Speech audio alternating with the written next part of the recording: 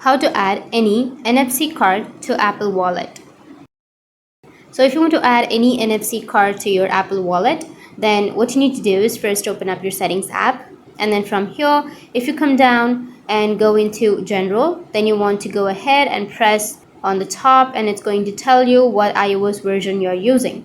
So for myself, you can see I'm currently running iOS version 17.4.55, which is above iOS 13. So we know our device is compatible. Now once you go ahead and check that, what you need to do is simply open up your app store on your device, and you need to search for NFC tools.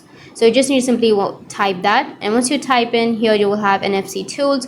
Go with the right side, which has get option, and then you need to install the application.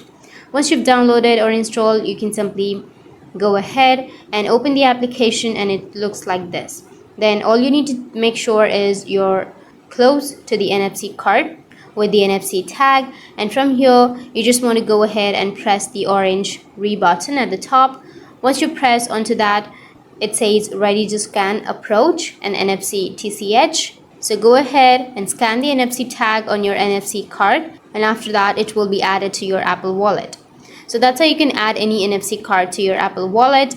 And if you have any questions, feel free to comment below. Thanks for watching.